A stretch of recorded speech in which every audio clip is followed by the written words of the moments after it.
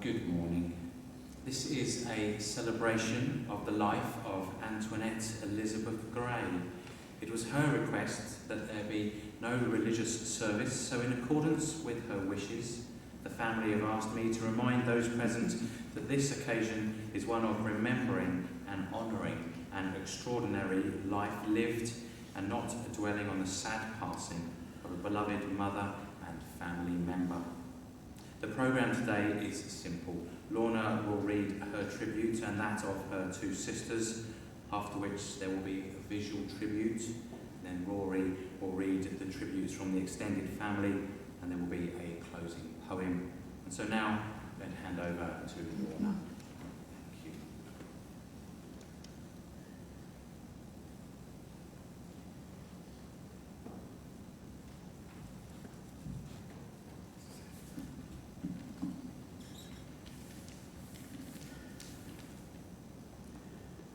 Welcome, family, friends, and those of you in other parts of the world joining us on webcast. Thank you all for coming here today to celebrate what would have been our mother's centenary birthday on this very day. Antoinette, known as Tony to her friends, and Antoinette to her nieces and nephews, was born on the 31st of March, 1922. And passed away peacefully 25 days ago. My sister Sheila flew from Hawaii to be with her, hoping to celebrate her birthday. But as it happened, Mum got COVID and pneumonia, so Sheila helped to nurse her for the last 2 months of her life. Mum had a great team of helpers, and my twin daughters, Linda and Sheila, sat by her side in hospital for several days, and then Sister Sheila took over with the help of Sally, who drove her there daily and was there as a support. I was on holiday in Zimbabwe at the time, but once Mom was discharged and back in her home environment, I was privileged to spend the month of February with her and to help nurse her where I could. Mom worsened and got more carers, and I needed to get back to my commitments. So we said the sweetest goodbye, which will remain in my heart forever. Our matriarch Mom leaves 8 grandchildren, 13 great-grandchildren, and 1 great-great-grandson. Born in South Africa, Mom moved to Rhodesia at the age of 3, where she lived with her grandmother until she met our dad, Ian Gray, who was born in Cornwall, England, and came to Rhodesia as a recruit for the British South Africa Police. They married after a short courtship and had 3 daughters, me being the eldest, followed closely by Vera and Sheila 4 years later. Mom and Dad loved Rhodesia, and we had the happiest childhood, discovering the delights of the bush, the flora and fauna, while on family walks with our dogs. My earliest memories of my mother was of her singing to me dozens of songs and operatic arias, and this influenced my love of singing, which my sisters also inherited, and which was the foundation of Sheila's and my singing and performing careers. She was always so proud that I sang "You Are My Sunshine" with a band in a local hotel when I was just 4 years old. 2 weeks before she left us, she reminded me of this. So I sang it to her, and she joined in, first singing in a baritone voice and then in soprano. She remembered the words of the second verse, which I did not. Such was her sharp memory right up to the end, recalling and naming all the names of her extended family. She was a loving and caring mother, always considerate of others, a true lady. She would not tolerate vulgarity or bad manners, and taught us to always behave like ladies, which has stood us in good stead throughout our careers. The only time I heard her swear was at inanimate objects that did not work or do what she wanted them to do, such as pots and pans, tools, brooms, and polishing implements. She loved keeping a clean home and beautiful garden, and knew every housekeeping trick in the book. Mum kept scrapbooks of household and gardening hints, and of all the articles about her daughters. Every time our names appeared in print, out came the scissors and glue, and she would patiently paste the article into her many scrapbooks. She kept every program of our concerts and other activities, filing them neatly and lovingly in chronological order. Her vocabulary was awesome, something she had in common with our dad. And during her last days of illness, she was still coming out with long words where a short word would normally suffice. She was always so delighted when her grandchildren used good vocabulary, and so often repeated what her grandson Alistair said when a little toddler, "Granny, look at the pollution."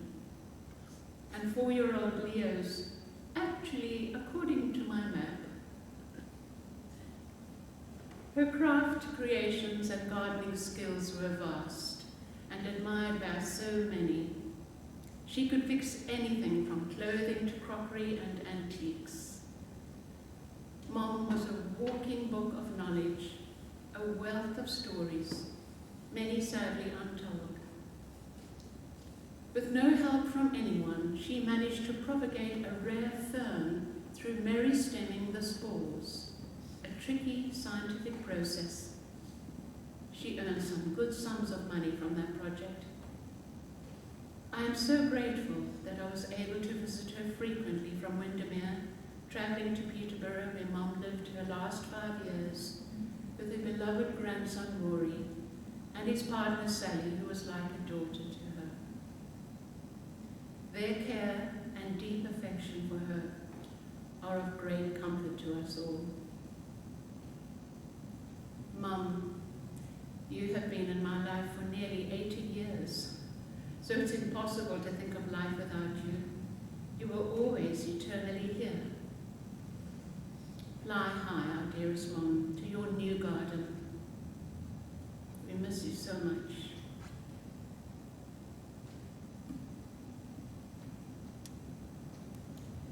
And you are irreplaceable.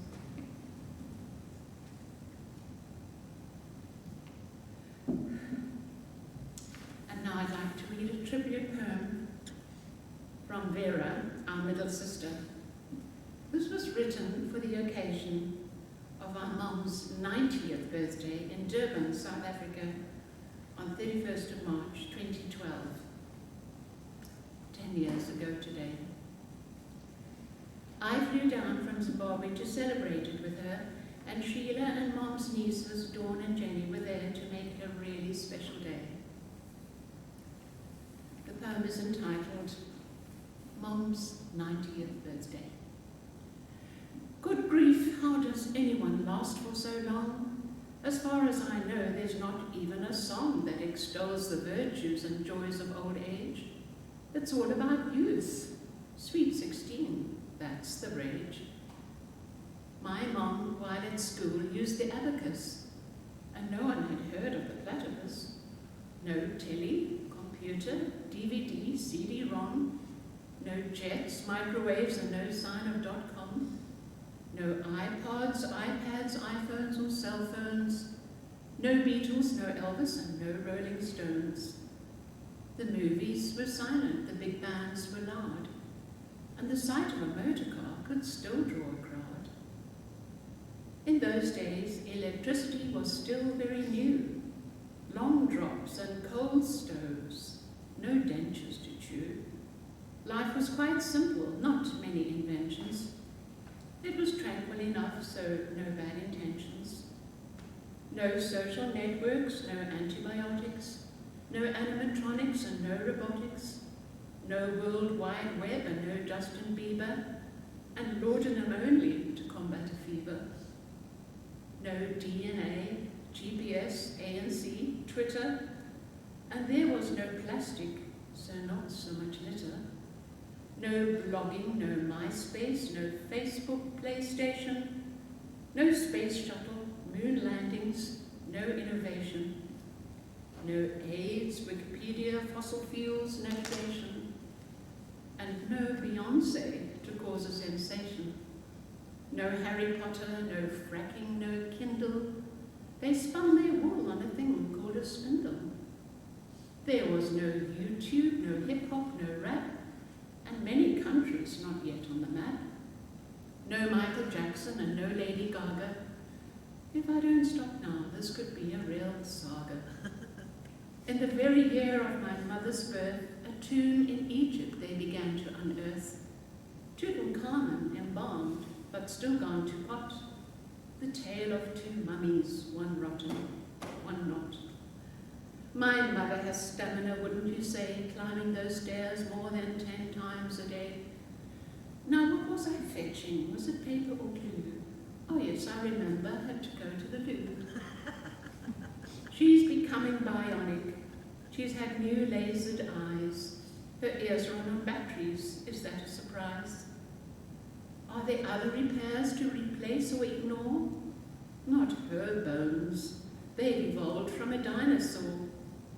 Some teeth are still gnashing, her fingers still work. No sign of arthritis, that alone is a perk. She creates works of art, does crosswords every day. With all that talent, I'll sell her on eBay. She's very lucky she's so mobile and spry. Is she really 90, or is it a lie?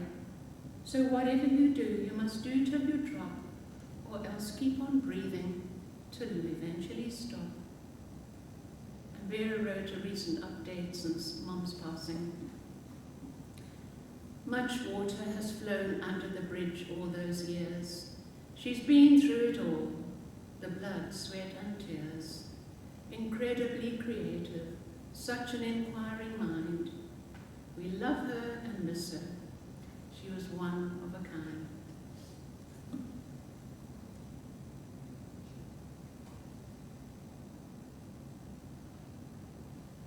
Now I'll read Sister Sheila's tribute. Mom was not only gifted and talented, she also had an incredible imagination. She never let anything get the better of her. Case in point, if she couldn't find a suitable tool to use for whatever she was doing, she would improvise and make one. What a brilliant mind she had, a whiz at solving cryptic crosswords and advanced sudokus and puzzles, as well as an unquenchable thirst for knowledge. Some years back, I had major abdominal surgery. When they removed the 36 staples from my stomach, they were given to me. I, in turn, gave them to Mom, challenging her to create something with them. Surgery staples are very complex, fragile with loops and hooks once extricated from the anatomy. Lo and behold, a week later she presented me with the most beautiful, intricately designed bracelet with staples and beads intertwined. It was a work of art, and you'll see a photo of the bracelet at the end of the video tribute. And then there was her insatiable appetite for knowledge. During my 12 years working on world cruise liners as a musician, I used to send her maps and information of my many destinations, which she studied voraciously. She knew far more about the countries I visited than I did. She'd rattle off absorbed information about some exotic location I'd visited, which I would otherwise have had to Google. Mom always went the extra mile, literally.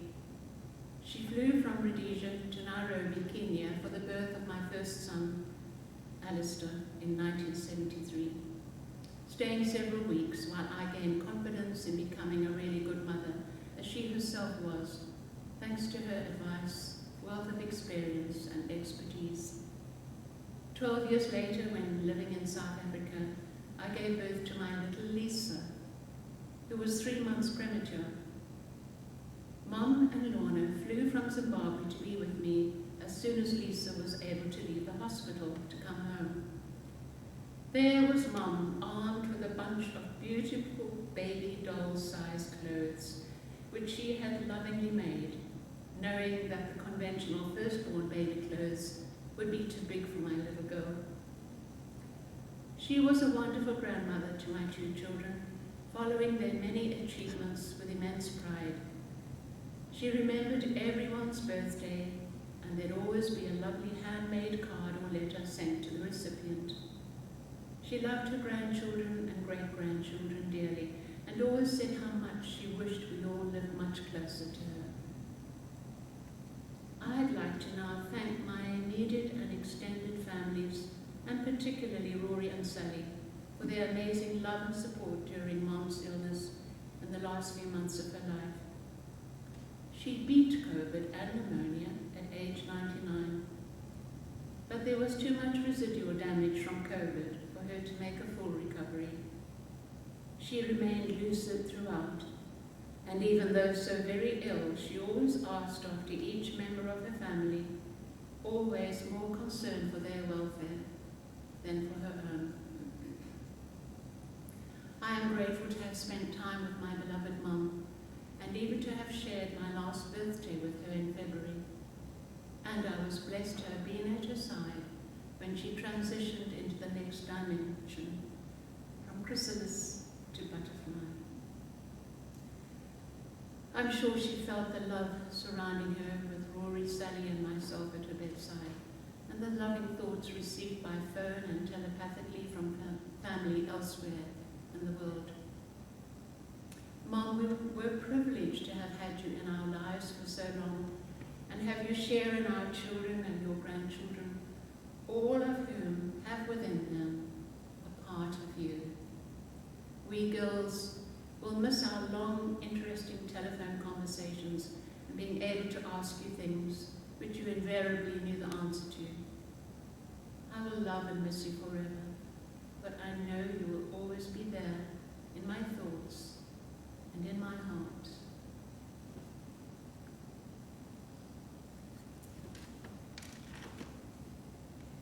And in closing, I would like to read a poem written by our dad in September 1965.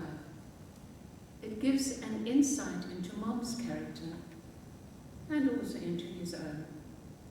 It's entitled My Wife by Ian James Gordon Gray. She's competent, intelligent, and often most extravagant, yet rarely on herself she spends the cash. She's impudent, belligerent, and revels in an argument, becoming in the process somewhat rash. Her cooking is magnificent, although she will experiment, but always the result is fit to eat. She's insolent, impertinent, but seldom is she negligent, and normally she's elegant and neat. Impulsive and provocative, she's never learnt the locative. She'll tackle any problem and succeed. Spontaneous, exuberant, persistent and inquisitive. Her intuition's very strong indeed. Loquacious and illogical, vivacious and impossible, quick-tempered, but she'll never bear a grudge. Ingenious, ingenuous, tenacious, irrepressible, and if she thinks she's right, she'll never budge. Flirtatious and impetuous, voracious and vociferous, she's always keen to exercise her brain. Obstreperous, irascible, forgiving and responsible of personal affairs, she won't complain. She's quite unhypocritical, outspoken, fearless, lovable. She holds sound, solid concepts of this life. No scandal-loving gossiper, she's honest, fair, and capable. I know her very well, for she's my wife.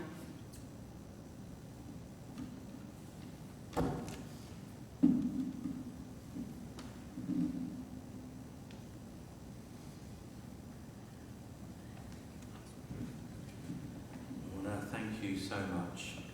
So we're going to turn our eyes to the screen now. we have a video tribute which has been compiled by granddaughter Linda, and the background songs are two of Tony's favourites, sung firstly by Lorna and then by Sheila. Let's watch and remember.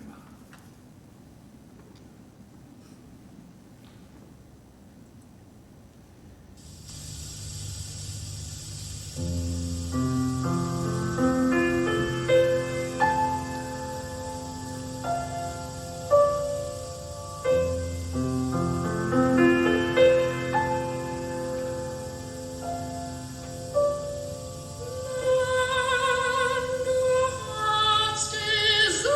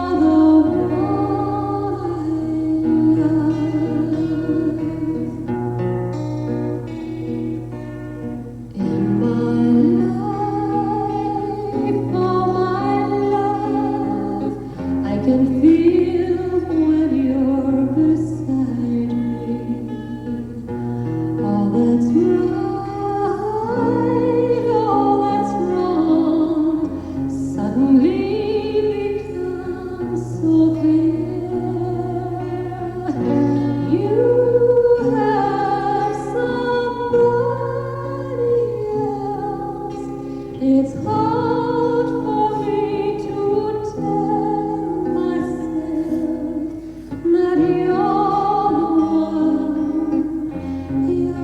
the one. Every time I see you, I want you near you, and each time you leave me, I miss you so. Perhaps our friends all around find it hard to understand us, but you and I understand what no one else can see, and that's what I've been looking for. So I keep coming back for more. Still, you're the one. You're the one I love.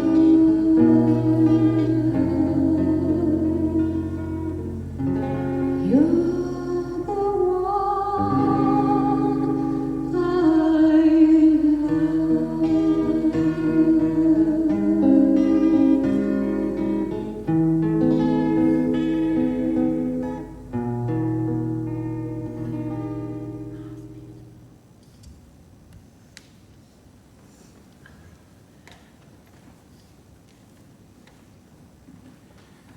So I'd like to now call Rory, Tony's first grandson, up to say a few words about his grandmother.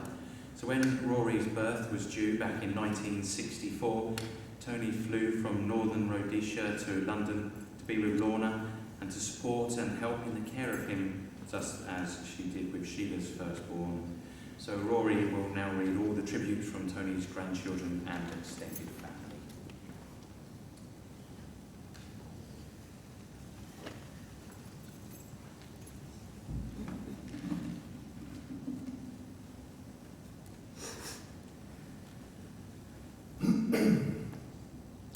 Granny Rice was simply Granny to me. That's what I called her as far back as I could remember. She was born 100 years ago today. My siblings, cousins, and our granny's nieces would all testify to her love for trees, animals, flowers and plants. She was a cultivator with a deep respect and sense of awe for the natural world.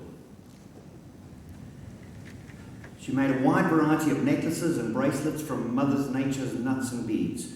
She would make her own paper and then create pictures to apply them to, from her collection of flowers and grasses, as you've seen, which she would then press dry to create simple yet creative images of people and animals.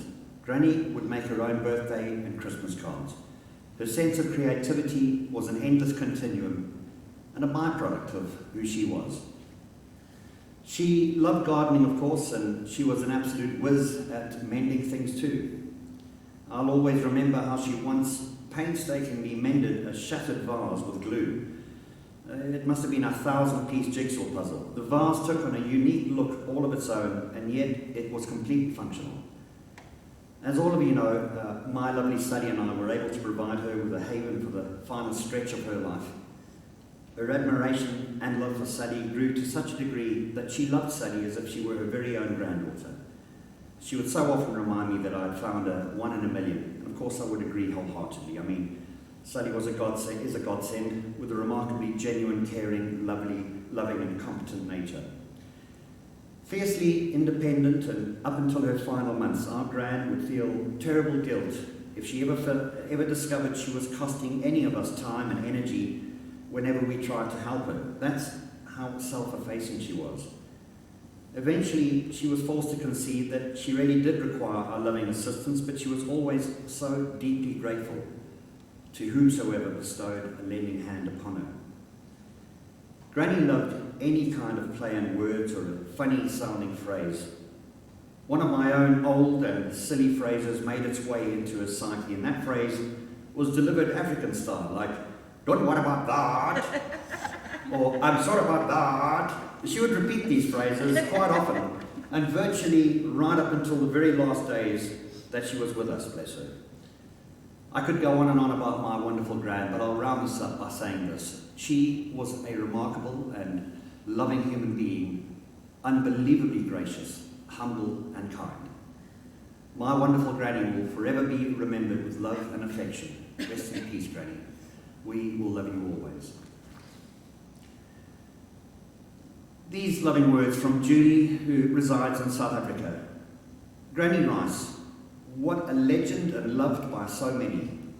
I will miss your wisdom, your ability to laugh when things were tough, and your unconditional love. Granny to me, great Granny to Tim and Emma, and great great Granny to Leo. How thankful we are to have had you in our lives for so long. This from grandson David in Amsterdam. Granny Rice had an amazing zest for life and the rare ability to make the best of any circumstances she found herself in. If she had been stranded on a desert island, she would have made paper from the barks of palm trees to write SOS messages on, turned the island into her own personal garden, and made friends of all the birds and animals living on it. Grandstones were as green as grass. Whenever we'd visit, she'd proudly give us a tour of her garden, showing off all sorts of beautiful and exotic plants she'd lovingly cultivated. On one visit, she whispered to Christine and I to come out to see something special. We followed her into the potting shed where she had brought out a most magnificent marijuana plant. What the hell, Gran? I asked her. Are you turning Rasta on us? Oh no, she replied. I just want to see how it grows. It has such pretty leaves. The last time I saw Granny was on a visit to Peterborough in June 2018. I hadn't seen her for many years and was very glad to see that she was still upbeat and enjoying life, laughing and joking with Rory and Sally, to whom we are extremely grateful for the loving care they gave her over the years. We wheeled her down to the local park, pushed her at dangerous speeds down the hill in her wheelchair, cornering like a rally driver. She laughed and giggled all the way, completely fearless. I think I was more nervous of crashing than she was. By then, her eyesight was pretty much gone, and she could really only sense light and dark. She spotted a patch of light colour along the route. David, I think there must be flowers over there. Take me there. I wheeled her over and she picked them and felt them and smelled them. How lovely, she said. But I wish I could see them too. She always wanted to experience life to the fullest extent. And that is how I will always remember her. Someone who went through life making the most of her time, appreciating every little moment and pleasure that came her way. A truly humble person who was grateful for the life she was given. She was an inspiration to the very end. This from granddaughter Linda, who was with us today. My earliest memories of Granny Rice was that she lived in a big house in Harare amidst a beautiful garden overlooked by jacarandas. She had a white bull terrier dog whom she would let us feed biscuits to, but one day he bit me whilst doing so, and forever after I knew where my left hand was. Then Granny moved to a townhouse. We visited almost every Sunday after church for a cup of tea and a chat.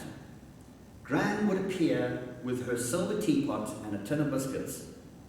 Then she would delight us by calling the wild birds, deet, deet, deet, and then come down to peck at her offerings. Granny would take us to visit a neighbour who had a talking parrot. We would chat to the parrot and scratch its head. When we left, the parrot would scream, bye-bye, bye-bye, until we were across the road, and probably for a lot longer too. Every Christmas, Gran would come with us on our annual holiday to La Rochelle in Penalonga. We would chat endlessly about the various plants, the flora and the fauna.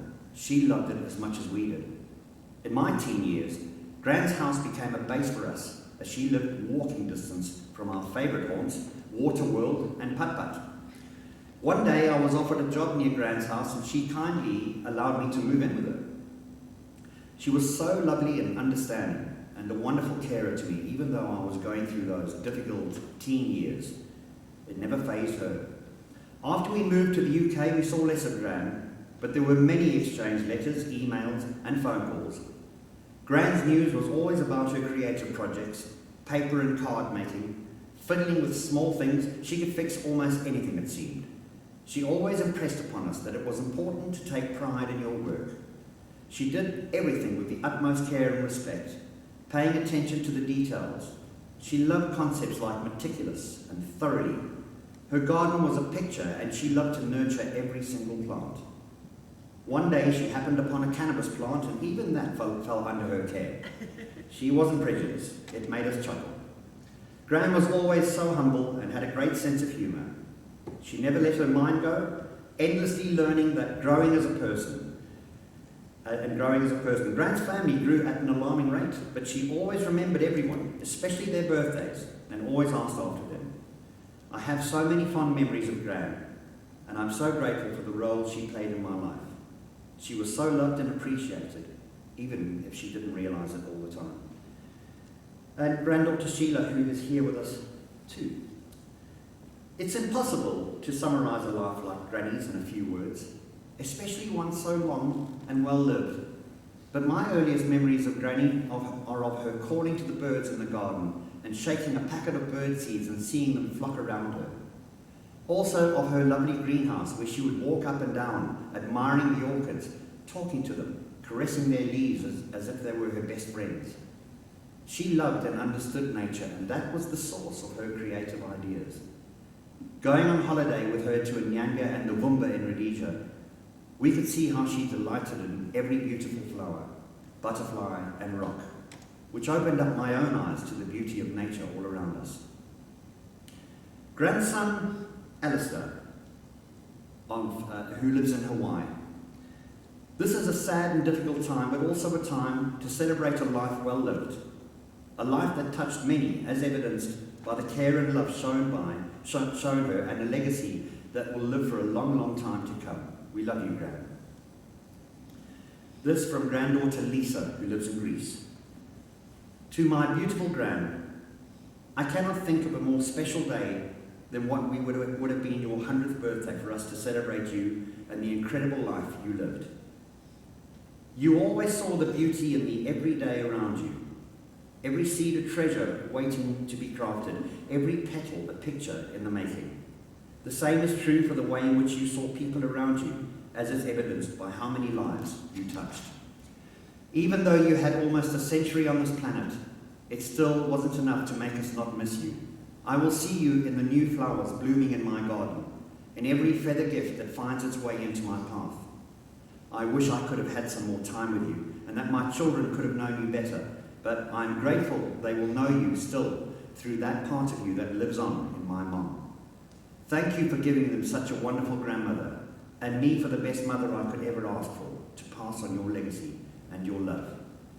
Our world is a dimmer place without your light, and we will miss your creativity, your wit, your compassion, and your unfailing zest for life. You showed us what a well-lived life looks like, and what it means to love wholeheartedly. This is the light that continues to shine bright in those you left behind. Gone from our sight, but never from our hearts. We love you, Gran. I will now hand you back to my mom for the last part of this celebration.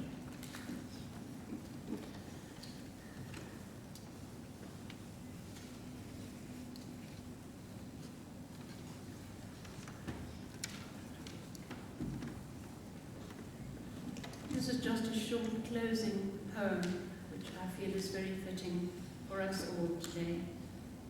And it's by Mary Fry, with an added last verse by me. Do not stand by my grave and weep. I am not there. I do not sleep. I am the thousand winds that blow. I am the diamond glints on snow. I am the sunlight on ripened grain. I am the gentle autumn rain. As you awake with morning's hush, I am the swift and soaring rush of quiet birds in circling flight. I am the stars that shine at night. I am the breeze in forests green. I am the music heard, unseen. I am the fields where grasses sway. I am the clouds of white and grey. Do not stand by my grave and cry. I am not there. I did not die.